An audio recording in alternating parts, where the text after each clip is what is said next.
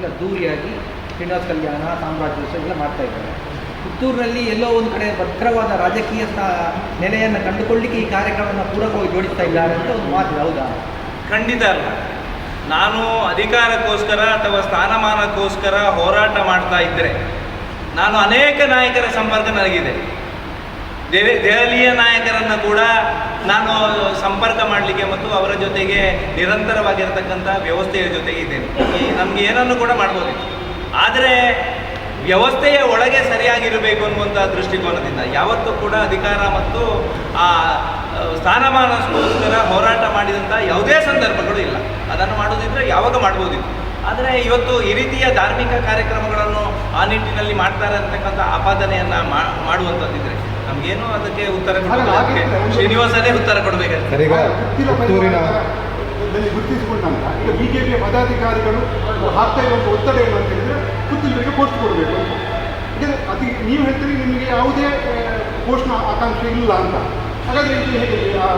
ನೋಡಿ, ಕಳೆದ ಚುನಾವಣೆಯ ಸಂದರ್ಭದಲ್ಲಿ ನಿಮಗೆ ಗೊತ್ತಿರ್ಬೋದು, ಕಾರ್ಯಕರ್ತರ ಭಾವನೆಗೆ ಮತ್ತು ಒಬ್ಬ ಸಾಮಾನ್ಯ ಕಾರ್ಯಕರ್ತನಿಗೆ ಸೂಕ್ತವಾಗಿರತಕ್ಕಂಥ ಸ್ಥಾನಮಾನ ಕೊಡಲಿಲ್ಲ ಅನ್ನುವಂಥ ಯೋಚನೆ ಅಡಿಯಲ್ಲಿ ಆಗಿರತಕ್ಕಂಥ ಎಲ್ಲ ಜನಪ್ರತಿನಿಧಿಗಳು ಕೂಡ ಕಾರ್ಯಕರ್ತನ ಮಾನಸಿಕತೆಯನ್ನು ಅರಿತುಕೊಂಡು ಕೆಲಸ ಮಾಡಲಿಲ್ಲ ಅನ್ನತಕ್ಕಂಥ ಕಾರಣಕ್ಕೋಸ್ಕರ ಕಾರ್ಯಕರ್ತರ ಅಪೇಕ್ಷೆಗೆ ಅನುಗುಣವಾಗಿ ನಾನು ಚುನಾವಣೆಗೆ ಸ್ಪರ್ಧಿಸಿರುವಂಥದ್ದು ನಿಮಗೆಲ್ಲರೂ ಗೊತ್ತಿದೆ.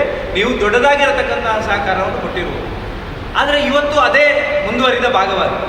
ನಾವು ಚುನಾವಣೆಯ ನಂತರ ನಮಗೆ ಅವಕಾಶವನ್ನು ಕೊಡಬೇಕು ಅಂತಕ್ಕಂಥ ಕಾರ್ಯಕರ್ತರ ಭಾವನೆಗಳಿಗೆ ಸ್ಪಂದಿಸುವಂಥದ್ದು ನಾಯಕರ ಕರ್ತವ್ಯ ಅನ್ನೋದು ಎಲ್ಲರ ಮನಸ್ಸಿನಲ್ಲೇ ಇದೆ.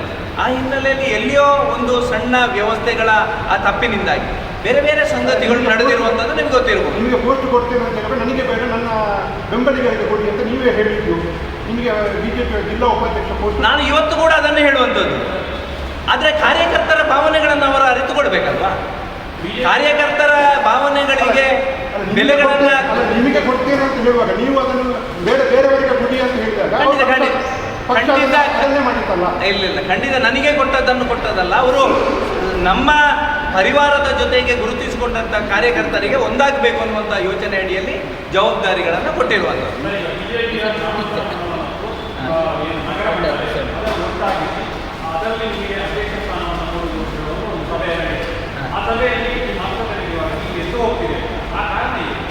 ಖಂಡಿತ ಆ ರೀತಿಯ ಯಾವುದೇ ಸಭೆಗಳು ನಡೆಯಲಿಲ್ಲ. ಇವತ್ತು ನಿಮ್ಮ ಮುಂದೆ ಹೇಳಲಿಕ್ಕೆ ನಾನು ಇಚ್ಛೆ ಪಡ್ತಾ ಇದ್ದೇನೆ.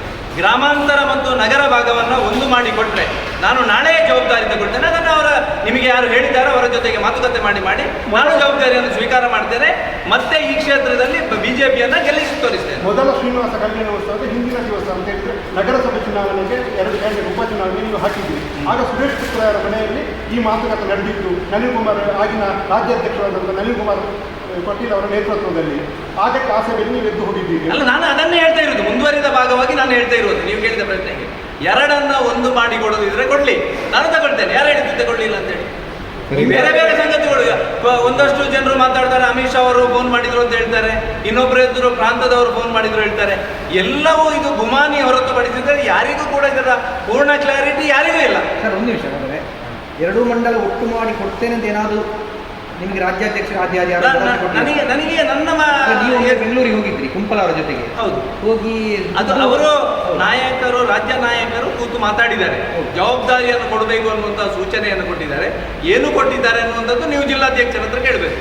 ಅವತ್ತು ಯಾಕೆ ಮಾತುಕತೆ ಮಾಡಿದ್ದೀರಿ, ಏನು ಮಾಡಿದ್ದೀರಿ, ಯಾಕೆ ಜವಾಬ್ದಾರಿ ಕೊಡಲಿಲ್ಲ ಅನ್ನುವಂಥದ್ದು ನೀವೇ ಪ್ರಶ್ನೆ ಮಾಡಿದರೆ ಅದಕ್ಕೆ ಉತ್ತರ ಸಿಗ್ತದೆ ಹೊರತುಪಡಿಸಿದ್ರೆ ನಾವು ಹೇಳಿದ್ದಕ್ಕೆ ಯಾವುದಕ್ಕೂ ಉತ್ತರ ಸಿಗಲಿಕ್ಕೆ ಸಾಧ್ಯ ಇಲ್ಲ. ನಾವು ಕೇಳಿದಾಗ ಹೇಳ್ತಾ ಇರೋದು, ಒಮ್ಮೆ ಜಿಲ್ಲಾ ಉಪಾಧ್ಯಕ್ಷ ಪೋಸ್ಟ್ ಆಫರ್ ಮಾಡಿದ್ದೆವು, ಮತ್ತೊಮ್ಮೆ ಮಂಡಲವನ್ನು ಕಂಬೈನ್ ಮಾಡಿ ಕೊಡ್ತೇವೆ. ನಾನು ಮತ್ತೆ ಅದನ್ನೇ ಉಲ್ಲೇಖ ಮಾಡೋದು.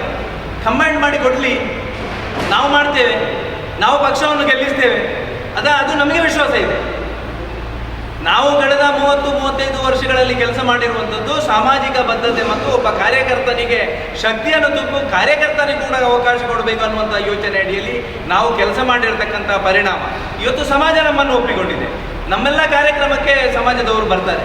ಆ ಹಿನ್ನೆಲೆಯಲ್ಲಿ ಬೇರೆ ಬೇರೆ ಸಂಗತಿಗಳನ್ನು ಜೋಡಿಸಿಕೊಂಡು ಬೇರೆ ಬೇರೆ ಹೇಳಿಕೆಗಳನ್ನು ನೀಡಿದರೆ ನಾವೇನು ಹೇಳುವಂಥದ್ದಿಲ್ಲ. ಒಟ್ಟು ಮಾಡಿ ನಿಮ್ಮನ್ನು ಅಧ್ಯಕ್ಷರಾಗಿ ಮಾಡಿದೆ ಪುತ್ತೂರು ಮಂಡಲದ ಬಿಜೆಪಿ ಅಧ್ಯಕ್ಷರಾಗಿ ಅರುಣ್ ಕುಮಾರ್ ಪುತ್ತಿಲ್ ಅವರು ನಾಳೆ ಬಿಜೆಪಿ ಮಾಡಿದ್ದಾರೆ. ನಾಡಿದ್ದಿನ ಚುನಾವಣೆ ಬೇರೆ ಯಾವ ಅಭ್ಯರ್ಥಿ ನಿಲ್ಲಿಸಿದ್ರು ನೀವೇ ಗೆಲ್ಲಿಸ್ತೀರಾ? ಗೆಲ್ಲಿಸ್ತೇವೆ. ಯಾರು ಅದು ಕರ್ತವ್ಯ. ನಮ್ಮ ವ್ಯವಸ್ಥೆಯ ಒಳಗೆ ಇರುವಂಥದ್ದು ಕಾರ್ಯಕರ್ತರ ಆಧಾರಿತವಾಗಿರ್ತಕ್ಕಂಥ ಪಕ್ಷ ನಮ್ಮದು ಇದೆ. ಕಾರ್ಯಕರ್ತರ ಅಪೇಕ್ಷೆಗಳು ಏನು ಅನ್ನೋದನ್ನು ಅರಿತುಕೊಂಡು ಕೆಲಸ ಮಾಡಬೇಕಾಗಿರ್ತಕ್ಕಂಥ ಜವಾಬ್ದಾರಿ ಪಕ್ಷದ ಪದಾಧಿಕಾರಿಗಳಿಗಿದೆ. ಆ ಹಿನ್ನೆಲೆಯಲ್ಲಿ ಕಾರ್ಯಕರ್ತರ ಅಪೇಕ್ಷೆಗಳು ಏನಿದೆಯಾ ಅದನ್ನು 100% ಪೂರೈಸ್ತಕ್ಕಂಥ ಕೆಲಸ ಕಾರ್ಯವನ್ನು ಜವಾಬ್ದಾರಿ ಕೊಟ್ಟು ನಾನು ಮಾಡ್ತೇನೆ. ಈಗಾಗಲೇ ಕಾರ್ಯಕರ್ತರು ಒಂದು ವಾಟ್ಸಪ್ಪಲ್ಲಿ ಹಾಕಿದ್ದಾರೆ 2028ಗೆ ವಿಧಾನಸಭೆ. ಕಾರ್ಯಕರ್ತರು ಅಪೇಕ್ಷೆ ಮಾಡಿದರೆ ನಮ್ಮ ಪಕ್ಷದಲ್ಲಿ ಯಾವುದೇ ಬೆಳವಣಿಗೆಗಳು ಆಗಲಿಕ್ಕೆ ಸಾಧ್ಯ ಅನ್ನುವಂಥದ್ದನ್ನು ಅನೇಕ ಸಂದರ್ಭಗಳಲ್ಲಿ ನೀವೆಲ್ಲ ನೋಡಿದ್ದೀವಿ. ಅದಕ್ಕೆ ಮತ್ತೆ ಜಾಸ್ತಿ ಹೇಳಬೇಕಾಗಿರ್ತಕ್ಕಂಥ ಅವಶ್ಯಕತೆ ಇಲ್ಲ. ಶ್ರೀನಿವಾಸ ಕಲ್ಯಾಣೋತ್ಸವದ ಎಲ್ಲಿ ನಮ್ಮ ಕಾರ್ಯಕರ್ತರು ಈಗ ನೀವು ಗಮನಿಸಿರ್ಬೋದು, ಬೂತು ಮಟ್ಟದಲ್ಲಿ ಕೆಲಸ ಮಾಡತಕ್ಕಂಥ ಸಂದರ್ಭದಲ್ಲಿ ಪಕ್ಷದ ಪದಾಧಿಕಾರಿಗಳು ಎಲ್ಲರೂ ಕೂಡ ಜೊತೆಯಾಗಿ ಕೆಲಸವನ್ನು ಮಾಡಿದ್ದಾರೆ. ಆಮಂತ್ರಣ ಪತ್ರಿಕೆಯನ್ನು ಕೊಡುವಂಥ ಕೆಲಸ ಕಾರ್ಯವನ್ನು ಮಾಡಿದ್ದಾರೆ. ಅದಕ್ಕೋಸ್ಕರ ನಮ್ಮಲ್ಲಿ ಯಾವುದೇ ಕಾರ್ಯಕರ್ತರಲ್ಲಿ ಯಾವುದೇ ರೀತಿಯ ಗೊಂದಲ ಇಲ್ಲ. ಎಲ್ರಿಗೂ ಕೊಡ್ತಾರೆ.